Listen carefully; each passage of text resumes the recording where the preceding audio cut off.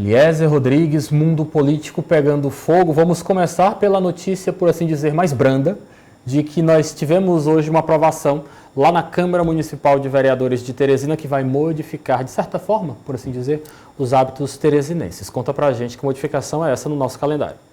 Atenção, a Câmara Municipal de Teresina aprovou a antecipação do feriado de Nossa Senhora da Conceição.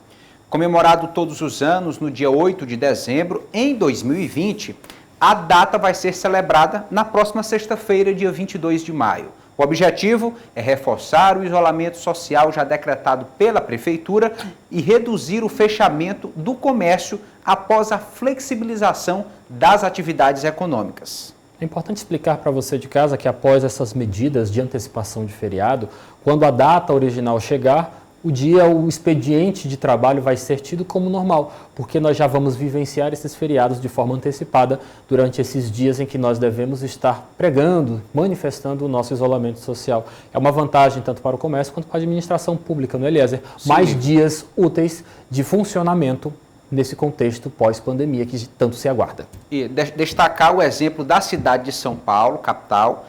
Lá o prefeito Bruno Covas já sancionou um feriadão prolongado, mais dias. Lá foi com gosto, hein? Com gosto, de hoje até domingo.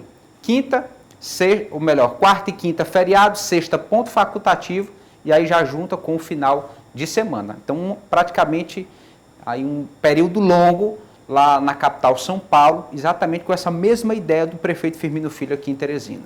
Bora para Brasília, mais uma queda no governo Jair Bolsonaro, Eliezer. Mais uma baixa. O presidente Jair Bolsonaro anunciou nesta quarta-feira a saída da atriz Regina Duarte do cargo de secretária especial de Cultura. Em publicação nas redes sociais, o presidente afirmou que ela assumirá a Cinemateca Brasileira em São Paulo. A Cinemateca Brasileira é uma instituição responsável pela preservação da produção audiovisual do país e é vinculada à Secretaria da Cultura. Regina Duarte assumiu a pasta em 4 de março, com a missão de evitar o embate entre a classe artística, a indústria do setor e a cultura de uma forma geral em relação ao governo federal. Bolsonaro reafirmou que a atriz terá o compromisso de sempre acompanhá-lo nas idas dele a São Paulo. Eliezer, você bem nos lembrou, 4 de março foi a data em que ela foi realmente anunciada, efetivada no cargo de secretária especial da Cultura Brasileira, mas eu queria que você falasse para a gente, de certa forma, de forma bem direta, bem rápida, quais as contribuições de Regina Duarte na pasta? Você acredita que realmente ela conseguiu imprimir a sua digital à frente da cultura brasileira? Olha, Lívio Galeno, de forma bem tímida, Foi praticamente para melhorar de alguma forma articulações, relacionamentos, trabalho prático quase que não se nota, até porque se instalou logo que ela assumiu a pandemia. Então, temos que dar um desconto por esse lado. Mas ela não disse a que veio. Vamos voltar saindo de Brasília, vamos retornar à nossa realidade piauiense. Acredito que hoje, Eliezer, nós podemos concluir o nosso projeto de entrevistas com pré-candidatos à Prefeitura Municipal de Teresina. Quem foi o ouvido de hoje? O pré-candidato a prefeito de Teresina pelo PSC, Walter Alencar. Ele defende uma renovação de nomes e ideias na política. Walter Alencar é contra a prorrogação dos mandatos atuais de prefeitos e vereadores e acredita que a eleição é definida em 30 dias. A sua percepção do momento da crise que todos estão passando, mas desta realidade, especialmente aqui em Teresina, não é? O que é possível se extrair nesse momento? Teresina é uma cidade que não está preparada para a pandemia, como a grande maioria das cidades do mundo, mas também não está preparada para atender minimamente com iniciativas que nós já deveríamos estar vendo, como, por exemplo, teste em massa à população. Nós não percebemos nenhum movimento para levar ao conhecimento da população de Teresina um número de infectados ou de pessoas já testadas pelo coronavírus. Nós também percebemos que em toda a cidade de Teresina, já que você me pergunta pelo sistema de Teresina de saúde, todas as cirurgias eletivas que já não atendiam bem a população, principalmente os mais pobres, e isso foi estancado. Ora, com todo esse esforço, nós não vemos aqui uma ação, por exemplo, de um hospital público municipal. Nós estamos vendo o governo estadual falar disso, mas também não estamos vendo, a exemplo de Minas Gerais, que já está lá com um hospital pronto, funcionando, mas está sem pacientes. Então, essa situação de Teresina estar preparada para o enfrentamento da pandemia ou da condução da boa saúde pública é uma realidade que nós estamos percebendo que não existe. Presidente, o senhor é pré-candidato a prefeito aqui da capital. Como manter uma pré-campanha em um cenário como esse, cheio de restrições? Bom, nós acreditamos que momentos como esse, onde a população está toda reclusa, ou grande parte, e está percebendo a dificuldade, principalmente os mais pobres, de como obter do poder público a atenção voltada para a saúde, como é a necessidade urgente desse momento. O que nós estamos fazendo, enquanto partido político, é, através da rede social, nos comunicando nesses espaços que temos, onde eu agradeço, nesse momento, o Sistema Dia, de tratar das opções de todos os piauienses, os teresinenses, desse pleito que tende a se manter agora ainda para outubro. Eu tenho absoluta certeza que a cidade de Teresina, como a grande maioria das cidades, elas em pouco tempo vão poder analisar os pré-candidatos e os candidatos na época da eleição e de forma rápida vão conduzir a uma mudança de renovação. Acredita na viabilidade das eleições em outubro ou defende a necessidade de se prorrogar os mandatos a fim de se organizar o pleito de uma forma diferente? O que nós estamos vendo? Nós estamos vendo hoje um momento que está politizado. Vivemos um momento de pandemia no mundo inteiro, mas, ao mesmo tempo, lugares que não existe nenhum tipo de contágio, simplesmente se beneficiam desse momento político para utilização de recursos públicos de forma desenfreada, e isso faz com que as pessoas, de um modo geral, esqueçam até do processo político que se avizinha. E aqueles gestores municipais que estão cientes de que a eleição pode ocorrer em outubro, e eu acredito nisso, aproveitando para te responder, eu compreendo que essa farra de compras sem licitação, essa farra de dinheiro público sem transparência, faz com que os gestores atuais queiram prosperar essa fase de pré-eleição, esse período pré-eleitoral, e querem estender a eleição não apenas para outubro, mas que ela se retarde, sim, para dezembro. No meu entendimento, eu percebo que cabe a eleição feita de forma organizada, como se vai ao supermercado. Hoje em dia as pessoas estão indo aos bancos com alguma aglomeração em uma situação ou outra, mas que é preciso que o processo eleitoral aconteça para que se encerre essa continuidade de políticos que estão aí, se aproveitando, inclusive, de momentos como esse. O senhor acredita que a população tem esperado de um candidato majoritário nesse momento, considerando todas as demandas e desafios, todas as transformações com essa crise que tem sido provocada pelo coronavírus? E que deve apresentar um pré-candidato? Eu percebo duas coisas. Primeiro, eu percebo o papel da imprensa importante de destacar a seriedade que deve ser esse enfrentamento do coronavírus. Porque, de fato, nós temos que respeitar essa pandemia que está levando a óbito pessoas no mundo inteiro. Mas é preciso destacar que o papel do gestor público é levar soluções. O papel do gestor público é levar as pessoas que estão precisando de atenção e de encaminhamento soluções. E o que nós estamos vendo são prefeitos levando a população ao pânico, ao terror, de uma forma que não se atinge o objetivo, que é a conscientização, é o uso de máscara, é a pessoa buscando fazer aquilo que é possível, evitando, inclusive, o aglomeramento de pessoas. São mensagens simples.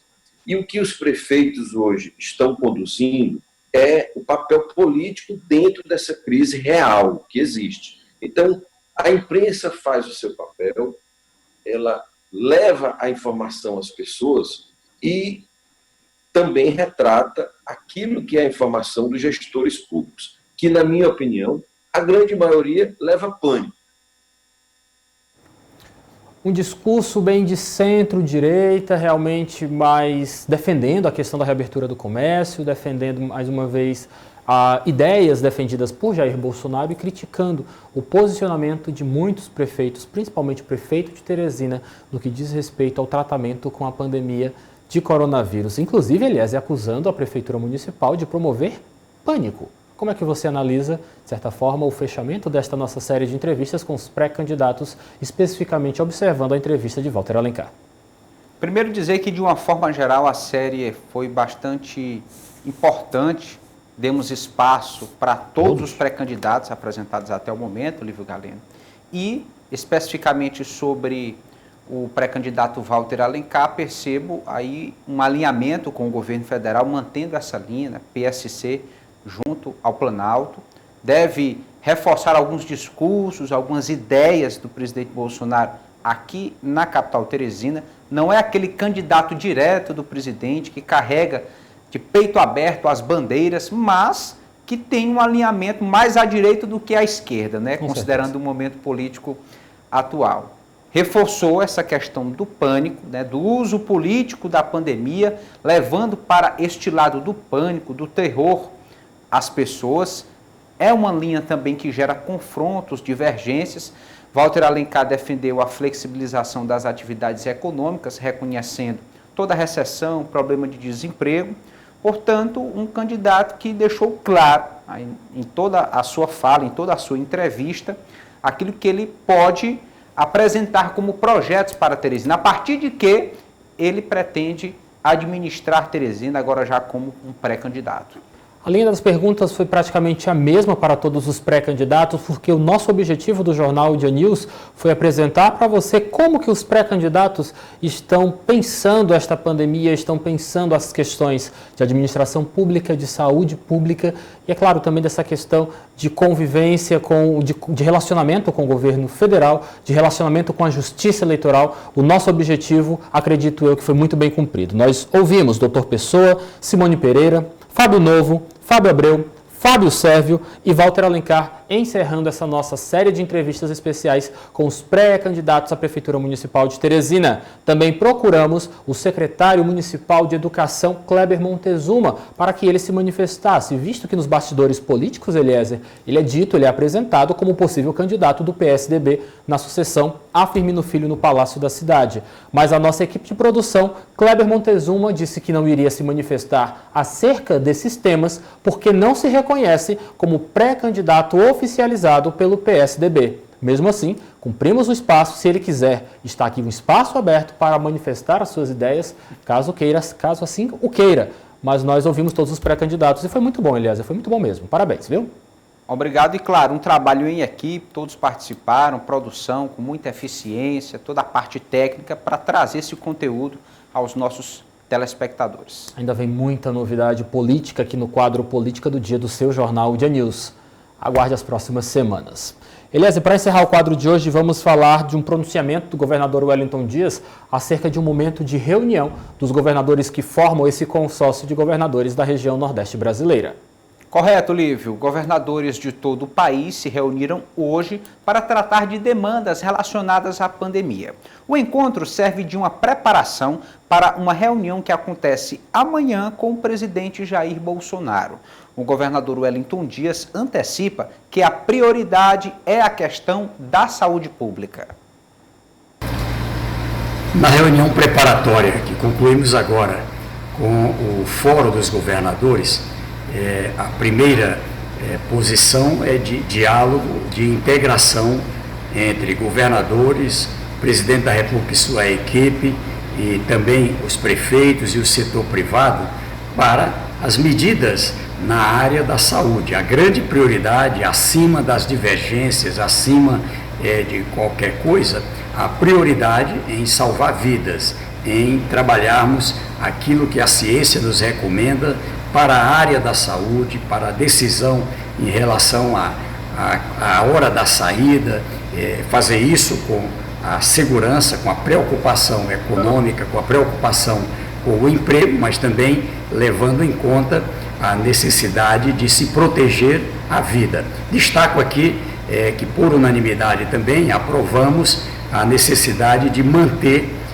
não só o projeto ser sancionado e imediatamente liberado os recursos para estados e municípios pelo SOS, que já vivem nas suas economias. Ao mesmo tempo, a garantia, não é, de que a parte relacionada aos empréstimos com bancos nacionais e internacionais seja mantida na forma apresentada pelo Congresso Nacional. Então, esse caminho eu acho que será um espírito muito positivo para a reunião por parte dos governadores com o presidente Jair Bolsonaro no dia de amanhã. Reunião aguardada, realmente vai render muito material para o nosso debate aqui, Eliezer Rodrigues.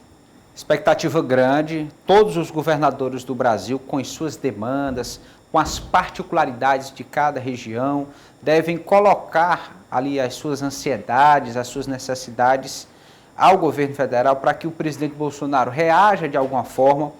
O Congresso Nacional já aprovou alguns pacotes de repasses para estados e municípios. Os governadores querem agilidade nesses repasses, são pacotes bilionários aí para tanto atender a demanda na área da saúde que aumentou, como para promover políticas que façam, que promovam a economia de alguma forma para tentar amenizar os impactos desta crise, Lívio. E é importante destacarmos também a importância do dia de amanhã, 21 de maio de 2020, vence um decreto estadual importantíssimo, Eliezer.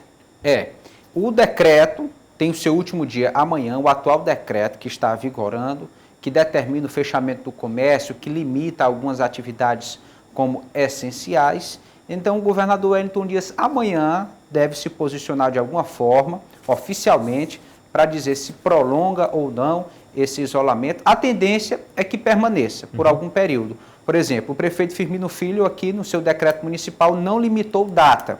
Enquanto durar a pandemia, enquanto essas condições de saúde estiverem na forma como estão. Então, o governador ainda trabalha, tendo por base os números, os dados da pesquisa amostragem, que mostram a curva da epidemia no estado do Piauí. Então, amanhã, um novo posicionamento quanto à prorrogação ou à flexibilização das atividades deve acontecer amanhã.